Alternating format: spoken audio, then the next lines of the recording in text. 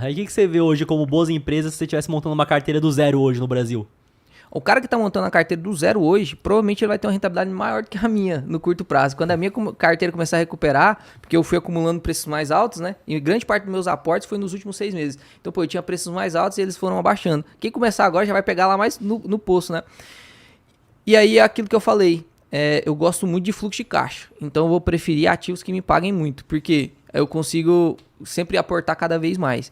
E aí eu sempre cito um exemplo comparando VEG e Banco do Brasil, por exemplo. Né? Você pega a VEG, ela tem a valorização maior do que a do Banco do Brasil, inclusive, que é uma empresa muito boa. Só que se acontecer crise, ela vai cair igual o Banco do Brasil. Todo mundo vai cair, né? E aí, se você não recebeu o dividendo de VEG, todo o seu risco está atrelado à variação. Então, quando a variação cai, seu risco é maior. Isso é calculado pelo índice de Sharpe. Quando você tira um pouco da cotação em dividendos, você dilui um pouco o seu risco. Momento de crise eu quero diluir risco, porque tá tudo arriscado. Crise é risco, né? Se tá barato, pode ficar mais barato. É risco, então eu quero tirar um pouquinho desse meu risco. Como que eu tiro um pouquinho do meu risco? Primeiro, eu vou investir em empresa perene, como o Matheus falou. Eu quero só empresa perene, colete à prova de bala mesmo, que já aguentou 100 anos de Brasil. Essas empresas aí já são bravas.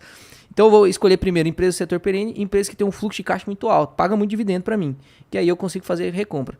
Hoje, no Brasil, a gente consegue ver, vamos falar primeiro de empresas de energia, pode ser? Uhum.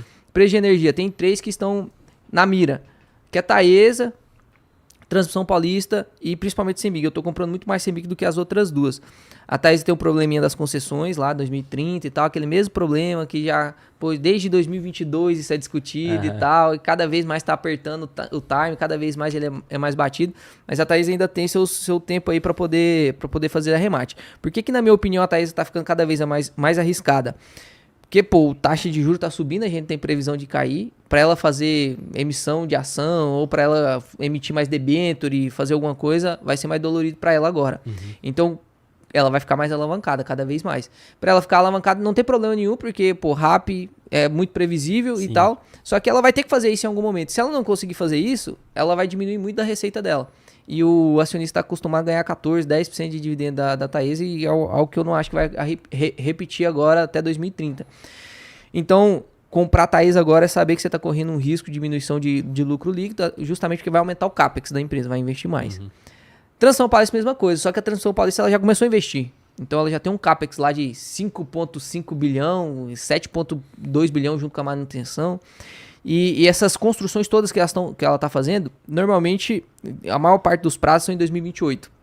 E aí o pessoal fala assim, pô, eu tô aqui calculando meu preço teto. Aí eu pego lá o quanto que ela tem de lucro líquido hoje, faço meu preço teto, e aí eu projeto, pô, o preço teto já tá dando barato agora. E eu projeto que em 2028 vai terminar as obras, pô, vai aumentar ainda mais. Só que o pessoal tem um efeito contábil dentro da Transmissão Paulista, que agora até a gente acostumar chamar ela de ISAE, né, e não TRPL, vai demorar. Mas até 2028, ela tem uma RBSE, que é uma indenização do governo, lá da época da Dilma e tal. E aí, essa RBSE vai acabar em 2028. Então, ao mesmo tempo que a receita dela vai aumentar por conta das concessões que ela conseguiu e tal, vai terminar esses projetos, a RBSE vai cair. Então, o pessoal pode impor uma impressão de compra maior na Transmissão Paulista, porque elas acham que vão empilhar esse lucro, mas não vai.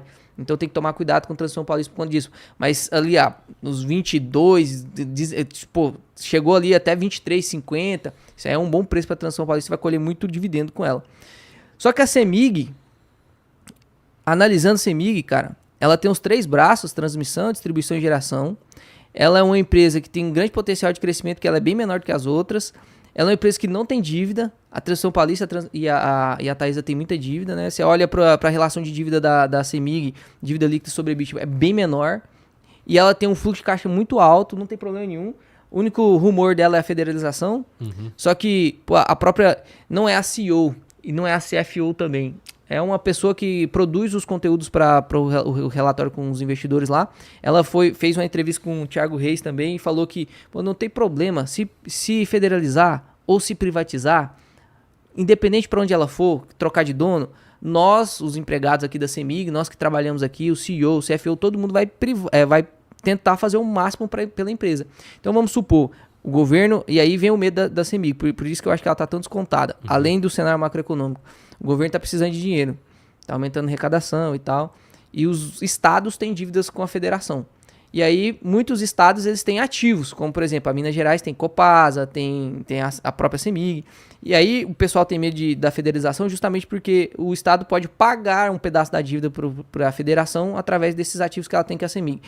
Se a CEMIG for para agora ser do governo federal, muda alguma coisa para nós acionistas? É isso que você tem que pensar. Se você tem medo disso, aí talvez não seja uma empresa boa para você. Mas eu sinto muita segurança no caso da CEMIG, porque não acredito que essa federalização vai acontecer. O índice de dívida de Minas para a federação, pô, se entregar a CEMIG vai ser assim muito pequenininho, não vai mudar nada. Eu não acredito que vai ser uma saída, não. E mesmo que fosse, mesmo que seja federalizada, não acredito que vai mudar tanto assim o resultado da empresa, porque os empregados vão continuar os mesmos, né? O CEO vai continuar o mesmo, o foco é justamente o mesmo. Então, a CEMIG eu acho que está com um desconto muito grande. E aí eu estou preferindo a CEMIG 3 justamente pelo tag along. Eu vou pagar um pouquinho mais caro, mas caso aconteça a federalização, eu estiver sendo vendida e tal, eu prefiro ela com tag along. Você já tá. A CEMIG é 80%, a CEMIG 4 não tem tag along e a CEMIG 3 é 80%. Mas pelo menos a gente tem uma segurança de 80% ali. E aí, pô, tá muito descontada. Mesmo a CEMIG 3, que tem uns 2, 3 reais acima da CEMIG 4, tá pagando 10, 11% de dividendo. Então é muita coisa, cara. E fora da transmissão